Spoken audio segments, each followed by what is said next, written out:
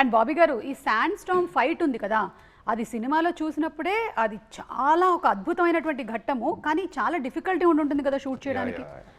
ఎక్కడ షూట్ చేశారు యాక్చువల్లీ మీరు? రాజస్థాన్ అంటే ఇప్పుడు సినిమా రిలీజ్ అయిపోయి అందరి దగ్గర నుంచి మాకు ప్రశంసలు వస్తాయి కాబట్టి ఆ సీక్రెట్ బయట పెట్టేయచ్చు. మేము యాక్చువల్గా అది హైదరాబాద్లోనే చేసాం. అంటే ముందు అక్కడ సమ్మర్లో షూట్ చేసామండి, ప్యాలెస్లో. ఆ ప్యాలెస్ ఎవరు బాబీ డియోల్ గారి పోర్షన్ అంతా అదే, ఆయన ప్యాలెస్ గిల్లెస్ అంతా అక్కడ షూట్ చేసాం. వర్షం ఓ పక్క, అక్కడ కూడా సముద్రం కూడా. సముద్రం నుంచి ఒక 550 కిలోమీటర్లంతో జైసాల్మీర్. నెక్స్ట్ పోయి అక్కడికి వెళ్ళాల్సింది షిఫ్ట్ అయ్యి. సరే సమ్మర్లో జరుగుతుందో లేదు, ఇది కూడా మళ్ళీ అక్కడ ఏదైనా మ్యాచ్ చేయాల్సి వస్తుంది హైదరాబాద్కి వెళ్ళి అంటే నేను ముహూర్తాలు పెట్టేసేవాడిని. రోజు ఈ టైంకి వాళ్ళు బయలుదేరమండి యూనిట్ వాళ్ళని. వర్షం పడుతుంది, బయలుదేరమండి, ఎందుకు అనేవాడు, మీకు ఎందుకు అనేవాడు. బయలుదేరి వచ్చేసేవారు. కరెక్ట్గా కెమెరా బయట పెట్టగానే వర్షం ఆగిపోయింది. మళ్ళీ మేము ప్యాకప్ అనేదాకా వర్షం పడింది కాదు. వెదర్ రిపోర్ట్ ఏమో జోర్న క్లౌడ్స్, సీజీలో డిజిటల్ ఉండేది ఇమేజెస్. బట్ బాబు ఏమో ఏం పర్లేదు బయలుదేరమనండి అనేవాళ్ళు. సరే టైం చెప్పి ఈ టైంకి యూనిట్ కెమెరా అందరు మూవ్ అవ్వండి, అసెంబ్లీ అవ్వండి వెళ్ళిపోయేవాళ్ళు బ్లైండ్గా. 1 డే అంతా జర్నీ. షిఫ్ట్ అయిన తర్వాత ఇన్ కేస్ వర్షం ఆగిపోయినా అది 7 to 8 days తీయాల్సిన ఎపిసోడ్. ఒక్కరోజు పడ్డా అది ఫుల్గా బురదైపోద్ది. సో మనం నిలబడలేము, గుర్రాలు స్లిప్ అయి పడిపోతాయి. హ్యూమన్స్ అయితే అట్లీస్ట్ వీ కెన్ ట్రై.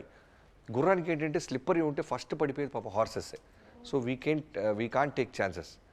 వెంటనే ఏం చేసాం, హైదరాబాద్ వచ్చి మా ఆర్ట్ డైరెక్టర్ అవినాష్ కోల్లా గారికి అక్కడి నుంచి కాల్ చేసాం, నేను డిఓపి గారు. వెంటనే ఆయన లేదు మీరేం టెన్షన్ పడద్దు, మీకు అదే ఫీల్ ఇస్తాను, మీరు ఇక్కడ రండి అన్నారు. వచ్చిన తర్వాత ఇక్కడి నుంచి రామోజీ ఫిల్మ్ సిటీ నుంచి కొంచెం దూరం వెళ్ళిన తర్వాత we found one beautiful location. So అక్కడ అవినాష్ కోల్లా గారు ఆర్ట్ డైరెక్టర్ ఏం చేశారంటే, ఆ సముద్రంలో ఇసుక ఉంటుంది చూసారా, అవి చాలా లారీలు ఇసుక తీసుకొచ్చి ఫుల్గా పరిచి, యా సో మీ కెమెరా పెడితే లోలో కంప్లీట్గా మీకు ఆ రాజస్థాన్ ఫీల్ వస్తుంది. సృష్టికి ప్రతి సృష్టి చేసాం చేసి సీజీ సపోర్ట్, యుగంధర్ గారి సపోర్ట్ తీసుకొని ఫుల్ ఆ డ్రై మౌంటైన్స్ అన్ని అరేంజ్ చేసి విజయ్ కార్తిక్ అనే లెన్సెస్. సో ఈ అందరం కలిసి బెస్ట్ విజువల్ రోజున చాలా మంది నాకు డైరెక్టర్స్ కాల్ చేసి అడిగారు, రాజస్థాన్లో ఎక్కడ తీశారు ఆ డెజర్ట్? మేము అక్కడ తీయలేదు. తర్వాత మీరు చూసిన శాండ్ స్టార్మ్ అంత ఇంటెన్సిటీ అంటే మేము సీజీలో ఎన్హాన్స్ చేసాం, బట్ ఇన్ఫ్యాక్ట్ 20% మేము స్పాట్లో క్రియేట్ చేసాం. ఫుల్ ప్రొఫైలర్స్, ఒక 8, 9, 10 ప్రొఫైలర్స్ ఉండే. సో ఎటు చూసినా ఫ్యాన్స్. ఈవెన్ మీరు ప్రజ్ఞా గారి కాస్ట్యూమ్ చూస్తే ఎగురుతూ ఉంటుంది, కన్ను ఆరుపుతూ ఉంటుంది పాప, ఎవరు ఇసుక పడిపోతూ ఉండేది. షార్ట్కి కళ్ళం నీళ్ళు వచ్చాయి తనకి. తర్వాత ఇప్పుడు హీరో గారు ఏం చేసేవాళ్ళు, ఆయనకు ఉన్న ఒక అలవాటు ఏంటంటే, నేను డిఓపి గారు మొన్న కూడా మాట్లాడుకుంటాం, ఆయన రెప్ప కొట్టరు. రోల్ కెమెరా అన్నావా అంత ఇంటెన్సిటీగా ఉంటారు. వర్షం రాని, తుఫాన్ రాని, ఫైర్ ఫ్లేక్స్ రాని, అంతే ఇంటెన్సిటీగా ఉంటాయి ఐస్. మీరు చూస్తే మేము ఫస్ట్ గ్లిమ్స్ రిలీజ్ చేసినప్పుడు హార్స్ ఇయర్స్లో నుంచి ఆయన ఐస్ వస్తాయి, అలానే చూస్తుంటారు. నువ్వు కట్ చెప్పేదాకా చూస్తుంటారు. మనకి ఎలా ఉంటుంది, ఎక్కడో డైరెక్టర్ స్వార్థం ఏంటంటే ఇంకొంచెం ఏదో దొరికిద్దని. తర్వాత నేను రిలీజ్ అవుతా, ఆయన రెప్ప కొట్టట్లేదని ఫ్యాక్టరీ కట్ బాబు అంట. సో తీసేసిన తర్వాత మొత్తం ఇసుకుండేది, మళ్ళీ రెడీ అయిపోయేవాళ్ళు. సో టీమ్గా మేము కష్టపడిన దానికన్నా యాక్టర్స్ చాలా ఇబ్బంది పడ్డారు. మాకు ఆ అట్మాస్ఫియర్ ఇస్తేనే మాకు ఆ మూడ్ వచ్చేది. అట్మాస్ఫియర్ లేకుండా మేమేం చేయలేము. అందుకే అంటాను ఎప్పుడు ఇది ఒక సమిష్టి కృషి అని.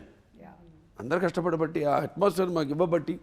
అండ్ ఇవిడ డైలాగు అసలు నా ఇంట్రడక్షన్ ముందు అన్నీ చెప్పి ఊళ్ళ పేర్లన్నీ, అరే మనం ఉన్న ఊరే చెప్తాదంటే ఇక్కడే ఉన్నాడు రా, కడుపులో ఉన్న బిడ్డ తన్ని మరి చెప్తున్నాడు. ఆ ఇసుక తుఫాను చీల్చుకుంటున్నా మొగుడు వస్తున్నాడు అని. అది 6 takes చేసాం, ఎందుకంటే ఇసుక పడిపోతుండేది పాపం. సగం దాకా చెప్పి కంట్లో పడేసేది, అప్పటికి పాపం వెయిట్ చేసేది, కళ్ళమ నీళ్ళు వచ్చాయి. 7th take పాపం రెప్ప కొట్టకుండా చాలా కాన్ఫిడెంట్గా చేసింటారు.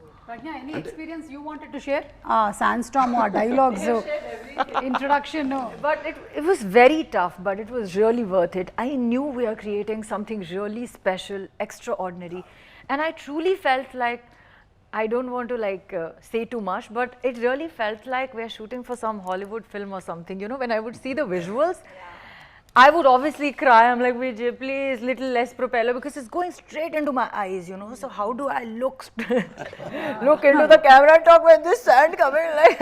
You have to practice with Balakrishna sir. How to look straight. Oh, he's superhuman. I can't. He's something else.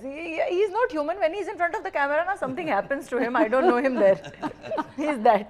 Vijay sir is like, I'm already in torture. It's going eyes, nose, mouth. I'm opening my mouth, is going in my mouth. It's everywhere. Okay, I'm full of dust. Okay, then I come and I remove, like, dust it off, and I do this next take. Then he comes close to me. I'm like, now what is the problem? What he wants to add or remove? He's like, call the makeup artist. Put some sand particles in the lashes to look authentic. I am like, means so much detail. It's a tight close-up. He's like, can we have some here? I'm like, if it remains after that blower and propeller, it will remain. But it was really, really challenging, but really, really worth it.